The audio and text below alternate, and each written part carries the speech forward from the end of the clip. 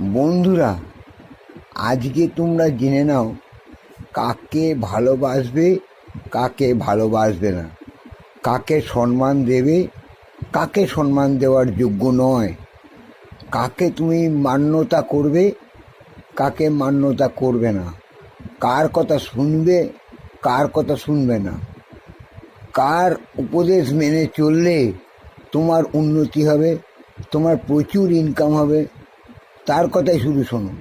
অন্য কারোর কথা শুনবার তোমার দরকার নেই। এক কান দিয়ে শুনবে, এক কান দিয়ে বার করতে হবে। মেশো সবার সঙ্গে, কিন্তু নিজেকে স্বচ্ছ রাখো। জানবে পাঁকেও পদ্ম ফুল ফোটে।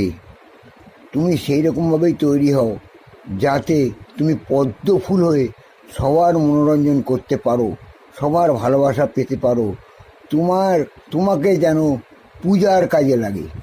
এবার শোনো, কাকে ভালোবাসবে? ভালোবাসবে একমাত্র মা বাবাকে।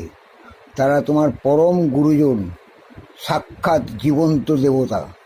ভালোবাসবে নিজের ভাই বোনকে, ভালোবাসবে নিজের পরিবারকে, ভালোবাসবে এমন বন্ধুকে যে তোমার সব সময় পাশে থাকবে, আপদে বিপদের সমস্ত কাজে তোমাকে সাহায্য করবে এবং তোমার সে মর্মব্যথী হবে, তাকেই ভালোবাসবে।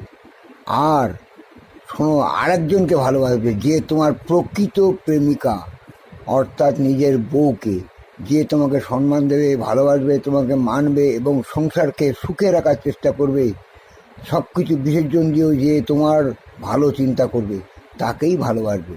আর সম্মান দেবে কাকে? যার সম্মান আছে।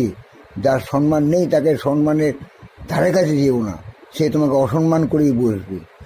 শোনো, সম্মানটা অত সোজা নয়, সম্মানটা অর্জন করতে হয়। এটা একটা ডিভাইন কোয়ালিটি, তোমরা সে কোয়ালিটিটাকে হারিও না, এটা আমি বলে দিলাম।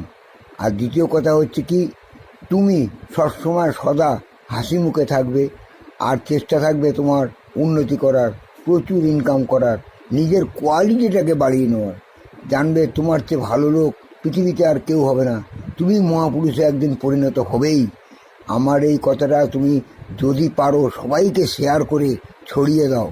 সবাই এই কথাটা যদি মানে, তারা প্রত্যেকেই ভালো হবে, প্রত্যেকে খুব সুন্দর হবে, প্রত্যেকের জীবনটা সুন্দর হবে।